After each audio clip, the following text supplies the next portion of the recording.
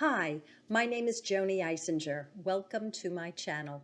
Please go to Joanie's White Light Healing for more information about me and how you could set up a session with me if you'd like a reading and a healing. I work with folks from around the world, so if you're not local to North Central New Jersey, you can contact me and we can have an equally effective session by phone, Skype, Facebook video, or FaceTime if you have an iPhone. I look forward to hearing from you. I asked Spirit what to talk about today, and what I got was knowing when to stop. It's a broad concept. It covers so much. So I'm going to go in first as the former therapist, now psychic and healer, and then I'll bring in Spirit to see if there are any more concepts that I haven't covered. So we have the concept of doing versus holding back, pushing versus remaining very silent. We have being hasty, we have being cautious. Anything where there's a dichotomy, where we have the opportunity to go forward and do and say, to act, proactive, reactive, dominant, submissive, lead, follow, and knowing what that line is regarding when we find that place where we feel comfortable. Leaders sometimes always remain leaders and they're always on that side. Followers might be on the other side. Sometimes people are moving in one direction and moving back. Ultimately, it is for that person to find their center. Now, addiction, compulsion, overdoing it, pushing, it's a human drama. A lot of people get off center in an incarnation. If they have karma related to it, they have a do-over and they end up working on this. Some people, it's just a one-shot deal. They find out what it's like to overdo, oversay, overact, or go in the other direction where they're not doing enough and they need to move forward in order to learn that center, where to be, so they don't go to the knowing when to stop because they're going over. Whatever the case, it is a classic human drama regarding knowing when to stop. Why do people get stuck in this drama when they're going overboard with words and actions or actions?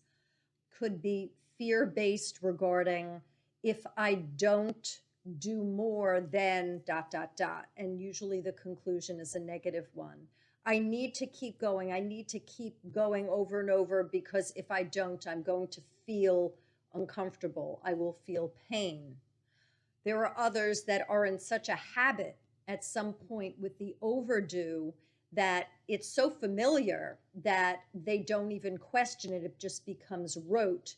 And it doesn't even come into their consciousness regarding pulling back. The unfamiliar or something that they never did, or it's so far in the past, it becomes elusive to them. There are many reasons for this. Whatever the case, knowing when to stop is a fantastic spiritual development opportunity in Earth School. A lot of people have addictions and they get caught in that gerbil wheel and they have difficulty stopping. Addictions range. There are so many. If you go back to some of my early videos, I believe it was an 8-part series on addictions, and I covered many of them. And I went in regarding the etiology or the kernel beginnings of why a person might have those type of addictions. Knowing when to stop.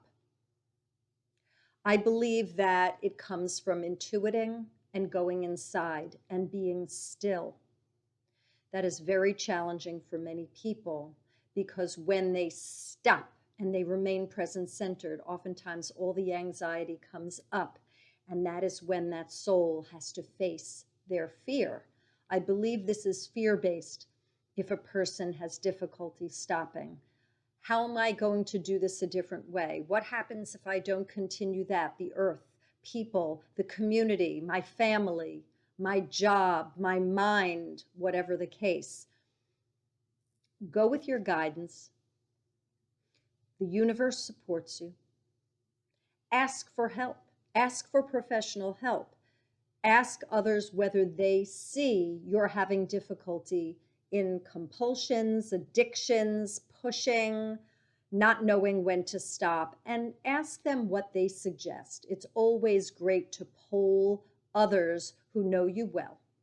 I would suggest not asking ones that could put you down, or by their knowing that you feel uncomfortable about it, they might go and tell other people and fancy themselves with the fact that you feel uncomfortable. You want to share that with people who support you, love you, and that you trust with that information. Going back to see if there's anything more regarding the knowing when to stop. What I'm getting is that a lot of people that don't know how to stop have lost faith in the divine orderedness of things. And this disconnect with spirit, this lack of faith, this dissolution of faith has people jonesing for control. And hence, a lot of people go into this control mode. And in trying to control, they start to feel out of control. It becomes a slippery slope. How do you strengthen your faith? Believing that there's more than what you see before you. Looking with another set of eyes and another set of ears, and watching for the signs, expecting miracles and seeing them and acknowledging them. Believing that there is no such thing as coincidences, there are synchronicities and the orderedness of things. Going into your heart, moving out of your head and going into your heart and asking your heart what it knows. If you are able to still yourself and you could move out of your mind into your heart, you will get many answers. And if you work on self-judgment and self-blame, guilt, regret, shame, if that's your shtick, I strongly suggest you work through that, because you need to work through that before you go into the heart knowing to find out what your deal is. A lot of people don't want to face their issues to even find out why they overdo, because once they find out why, once they get to the bottom of it, the kernel of truth is revealed to them, they just start on this self-deprecation jag. And that gets them going as well. That can get them in an overdue. Work on self-love. Work on the self-love and find out why you are overdoing it. Now we're going to go even further. What happens if you are having difficulty with self-love? You need to love yourself before you address why you're overdoing something and in some type of an addiction. Well, who said to you that you weren't lovable? Who gave you the impression that you weren't loved? Can you face that? Can you take a look at that illusion? Can you address it? Can you accept that it was given to you somewhere? Or that you somehow concluded this on your own and that it's a lie? You are part of the oneness. You are love. You are allowed to reject any lies that you gave yourself or that others gave to you regarding your not being loved and lovable. Return to loving yourself.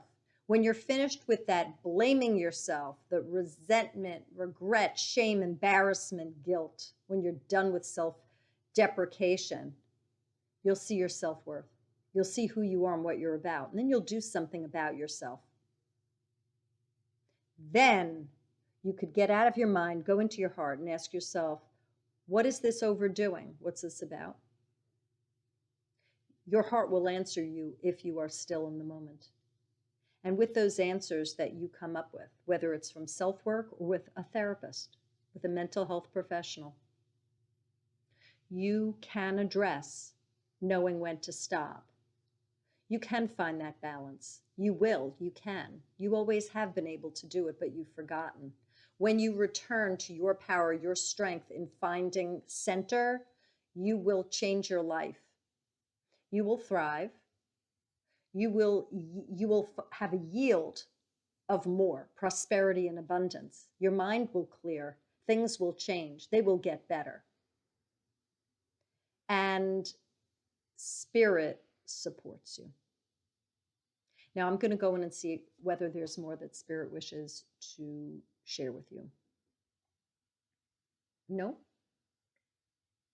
I'm done here. So if you have any questions, please leave comments. If you have any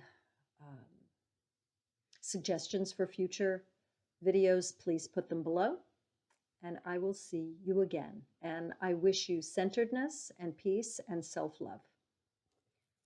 Bye, y'all.